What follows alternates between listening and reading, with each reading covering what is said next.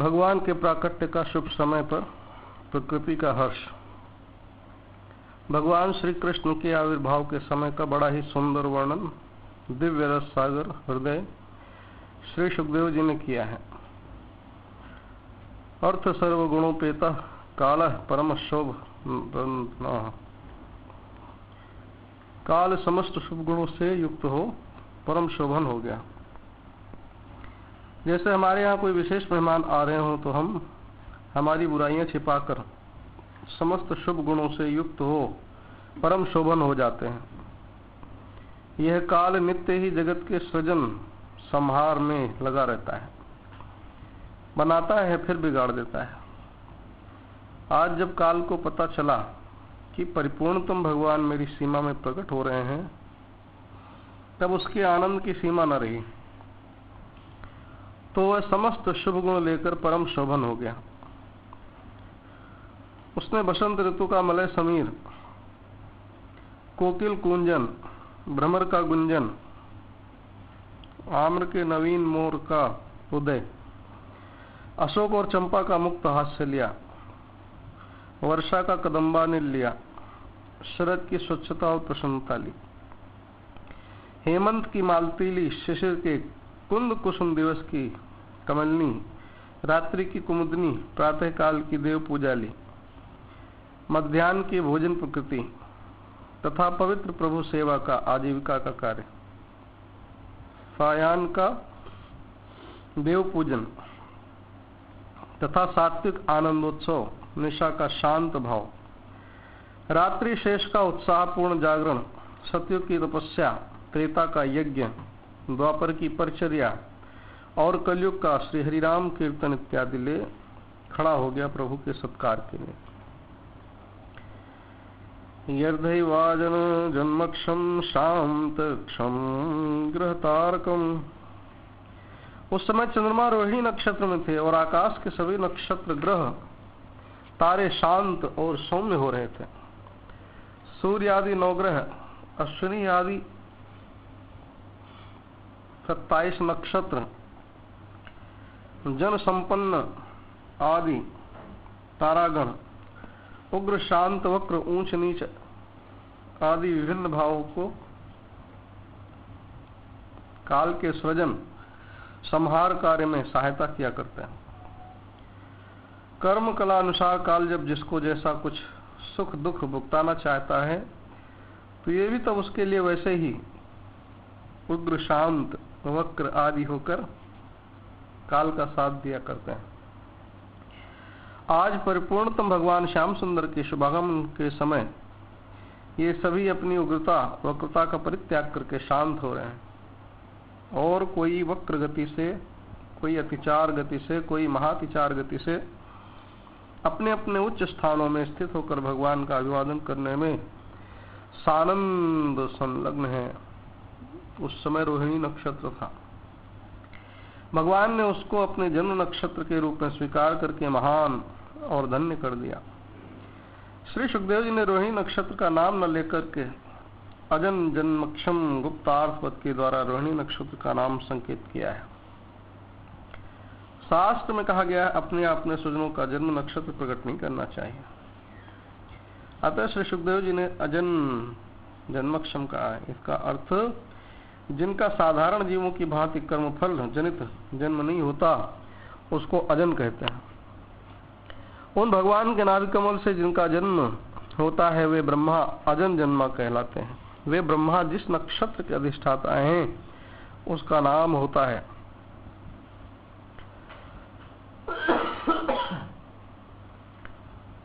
अजन जन्मक्षम अर्थात रोहिणी नक्षत्र, क्योंकि रोहिणी के अधिष्ठाता ब्रह्मा है। जगत का प्रत्येक कार्य काल, दिशा और देश के अधीन है। श्री भगवान की दिव्य लीला ने काल, दिशा और देश की कोई बाध्य बाधकता नहीं है।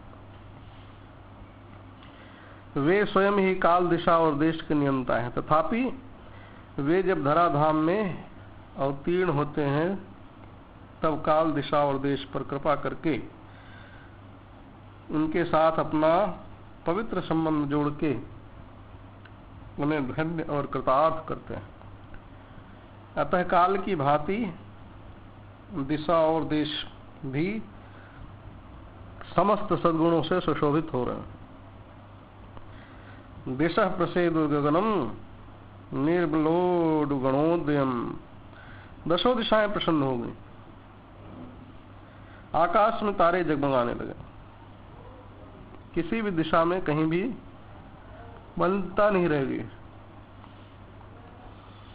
सर्वत्र परमानंद पूर्ण स्वच्छता छा दी, सभी अपनी दिशाओं को सुसज्जित करके दिग्बंधुओं के साथ हाथों में अर्घ्य पात्र लेकर उनकी प्रतीक्षा करने लगे। गगन में तारे मानो अपने अपने अनंत अंग पात्रों में स्तर स्तर पर हीरों के पुष्प सजाकर विष्णु पद में अंजलि अर्पण करने की इच्छा से वे खड़े हों। काल दिशा की भांति देश भी मंगल श्रृंगार से सुसज्जित हो गया। भूर भुव स्व, सभी देशों में आनंद की बाढ़ आ गई। मंगलमय के आगमन से सभी देश आनंद मंगल परिपूर्ण हो गए। मही मंगलमयी कर्पूर ग्राम ब्रजाकरा, पृथ्वी के सभी बड़े बड़े नगर, छोटे छोटे गांव, अहीरों की बस्तियां और रत्नों की खाने आनंद मंगल की क्रीड़ा भूमि बन गई। नगरों के मार्ग परिष्कृत तथा सुगंधित हो गए। सर्वत्र शंखत ध्वनि होने लगी, विविध वाद्य बजने लगे, जगह जगह पूजा तथा स्तुतियां होने लगी, मंत्रोच्चारण की ध्वनि उठने लगी। खाने रत्नों को स्वयं में से बाहर फेंकने लगे। पृथ्वी में शुभ आगमन आनंद मूर्तिमान होकर नद नदी सरोवर अरण्य पर्वत आदि में सभी जगह व्याप्त हो गया। नद्यः प्रसन्न शैला हृदय जल रुहश्रेयः, नदियों का जल निर्मल हो गया। रात्रि के समय भी सरोवरों में कमल खिल उठे। नदियों को जो सौभाग्य किसी अवतार में नहीं मिला वह श्री कृष्णावतार में मिला। इसी अवतार में श्री कालिंदी जी भगवान की चतुर्थ पटरानी बनी और अवतार लेते ही श्याम सुंदर ग्वाल बालों तथा गोपांगनाओं के साथ कालिंदी जी में क्रीड़ा करेंगे। इन बातों को सोचकर नदियां सुप्रसन्न हो गईं। श्री कृष्ण का शुभागमन महानंद बाह्य जगत को प्रमुदित और पुलकित करके अंतर जगत में जा पहुंचा। सुनी जो उनके आने की आहट, गरीब खाना सजाया हमने।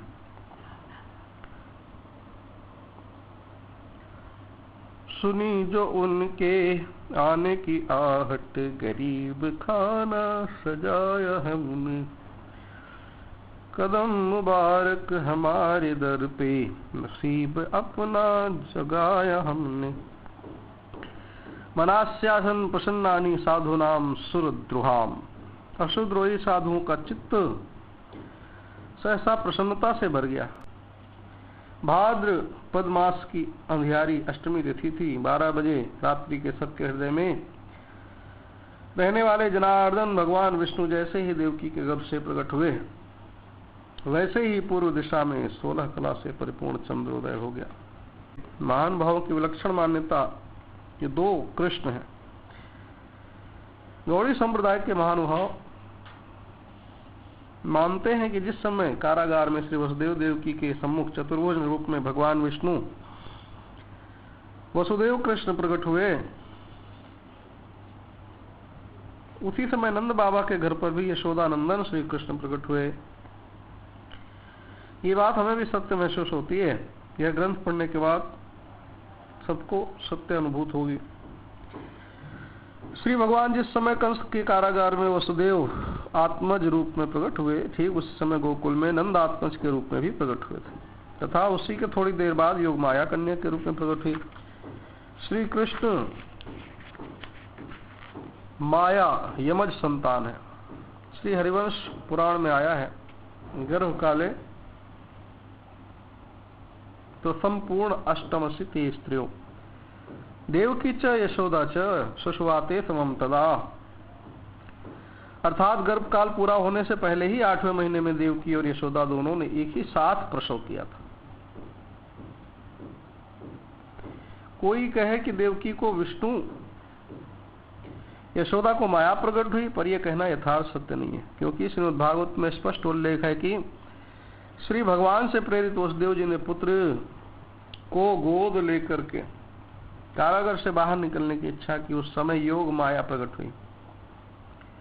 अतएव कारागार में भगवान का और गोकुल में योग माया का प्रागट्य आगे पूछे हुआ, एक ही समय में नहीं हुआ। एक साथ संतान में तो देवकी को सामने विष्णु भगवान प्रकट हुए और यशोदा के गर्भ से गोलोकवासी श्री कृष्ण प्रकट हुए थे। फिर थोड़ी देर बाद योग माया प्रकट हुई। श्रीमद् भागवत में और भी संकेत है कि कंस ने जब गोकुल से लाई हुई यशोदा की कन्या को देवकी की कन्या समझकर उसे मारने के लिए शिला पर पटकना चाहा, तब वह उसके हाथ से छूटकर आकाश में चली गई और देवी रूप से प्रकट हुई। उस समय भागवत में उसके लिए अदृश्य तनुजा विष्णु अर्थात कंस ने भगवान की अनुजा को देखा, छोटी बहन को देखा, ऐसा लिखा है। जबकि उसके लिए तो ये कन्या देवकी की 8वीं संतान थी। भागवत में नंदस्त्वात्मज उत्पन्न जाता हलादो महामना, श्री नंद जी ने आत्मज पुत्र उत्पन्न होने पर उन महामना को परम आह्लाद हुआ। श्री नंद जी के वहां भगवान पुत्र रूप में प्रकट हुए होते तो सुखदेव जी आत्मज उत्पन्न पुत्र पैदा हुआ न कहकर स्वात्मज मत्वा अपना पुत्र मानकर परम आह्लाद हुआ, ऐसा कहते हैं। महान भावों का कहना है कि वसुदेव देवकी की भक्ति ऐश्वर्य मिश्रित वात्सल्यमयी थी, इसलिए उनकी रक्षा के लिए शंख चक्र गदा पद्मधारी चतुर्भुज भगवान विष्णु प्रकट हुए। भगवान के अद्भुत करुणा सागर रूप को देख वसुदेव जी ने अपनी पत्नी देवकी के साथ अश्रुपूर्ण नयन, पुलकित शरीर तथा नतमस्तक हो हाथ जोड़ भक्ति भाव से उनकी स्तुति करी। चार भुजाधारी दे दूर करो दुख मेरा, नारायण करुणा में शरणम, जय लक्ष्मी पति विष्णु शरणम, विपत्ति हमारी तुमने जानी, शोक मिटाए भव भयहारी। चार भुजाधारी रे दूर करो दुख मेरा,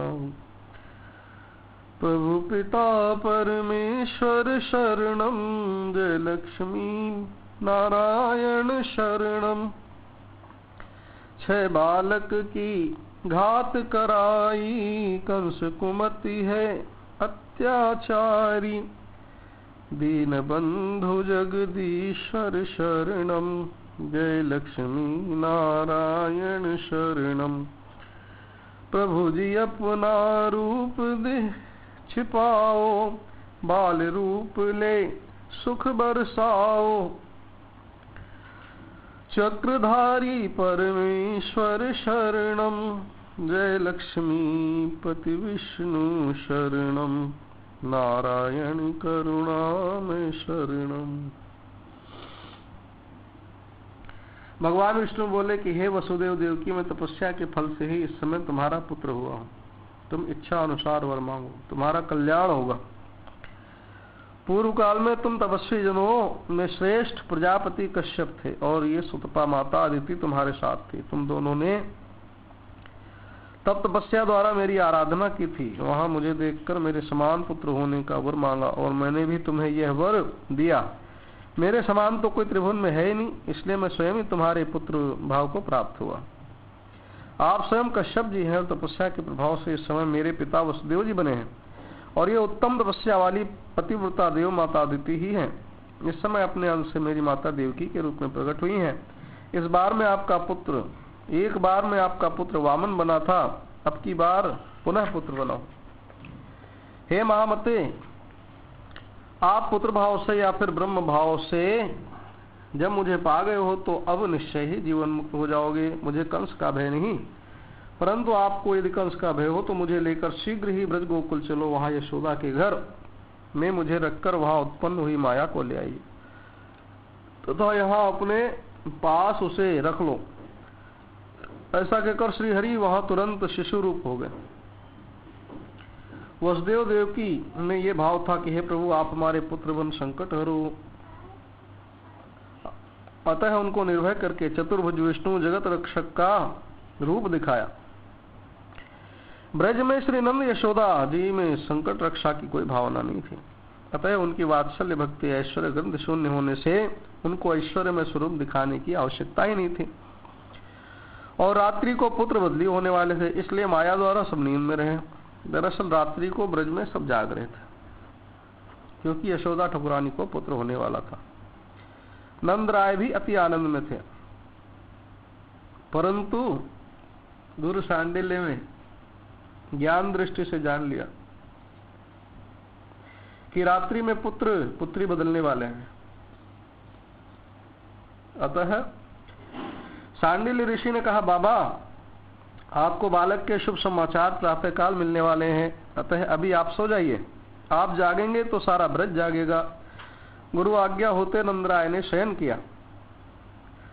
उनको शयन करते देख सारे ब्रजवासी सो गए और मथुरा में देवकी को पुत्र हुआ और यशोदा को पुत्र निराकार पूर्ण ब्रह्म श्री कृष्ण प्रकट हुए। यशोदा तो प्रसव पीड़ा से मूर्छित थी, फिर प्रगटते माया ने सारे जगत को नींद में डाल दिया। अतः कृष्ण या माया का मूल दर्शन ब्रज में नंद यशोदा को नहीं हुआ। हरिवंश पुराण में आया है, द्वै नाम भी नंद भार्या यशोदा देवकी तिच। नंद भार्या यशोदा के यशोदा और देवकी दो नाम थे। देवक्याम देवरूपण्याम विष्णु सर्व गुहाशय आविरासीत यया प्राच्याम दिशीन दुखी पुष्कल।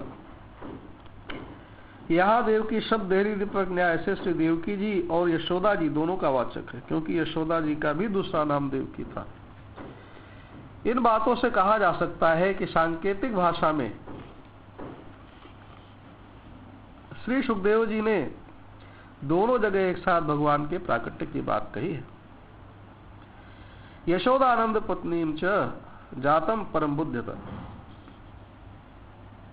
नतलिंगम परिश्रांता निद्रयाप गतस्मृति। नंद पत्नी यशोदा को ज्ञात हुआ कि संतान हुई है, परंतु श्रम से मूर्छित हुई, फिर माया प्रकटी और गहरी नींद दे दी। अचेत होने के कारण वह जान न सकी कि पुत्र है या कन्या। इस बात से भी नंदालय में प्राकट्य का संकेत है। महान भावों को कहना है कि भगवान के दो रूप हैं, ऐश्वर्य और ब्रह्म। ऐश्वर्य माया युक्त है और ब्रह्म स्वरूप मायातीत है। अचिंत्य आनंद अतुलनीय कल्याण गुणगण संपन्न स्वमाया विशिष्ट ईश्वर रूप के द्वारा इस विश्व ब्रह्मांड का सृजन पालन आदि होता है। भगवान का शुद्ध ब्रह्म स्वरूप उत्पादन पालन आदि लीलाओं से रक्षित केवल आनंद प्रेम में है। अतः वसुदेव जी ने पालनकारी असुरारी विष्णु का ऐश्वर्य रूप का आवाहन किया था। अतः वहां ऐश्वर्य प्रकट हुआ था और नंदात्मज रूप से ब्रह्म स्वरूप भगवान अवतरित हुए थे। श्री वसुदेव जी के यहाँ आविर्भूत ऐश्वर्य रूप नंदात्मज ब्रह्म स्वरूप में विलीन हो गया था। उन्हें केवल माया ही कन्या रूप में दिखी। ये भी मायापति की माया से ही हुआ था। माखन चोरी, चित चोरी, पनघट, रास आदि मधुरतम लीलाओं में ब्रह्म स्वरूप प्रकट था और असुरादि वध अग्निपान आदि लीलाओं में ऐश्वर्य स्वरूप रहता था। जब भगवान को अक्रूर जी मथुरा ले गए तब ऐश्वर्य स्वरूप से भगवान उनके साथ चले गए और भगवान का विशुद्ध आनंद में ब्रह्म स्वरूप गोपन रूप से गोपांगनाओं के साथ ब्रज मंडल में रह गया। यही वृंदावनम परित्यज्य पादमेकम न गच्छति का रहस्य है। जो श्री कृष्ण महाराष्ट्र में जितनी गोपियां उतने स्वरूप बना सकते हैं, वो क्या दो रूप से अवतरित नहीं हो सकते?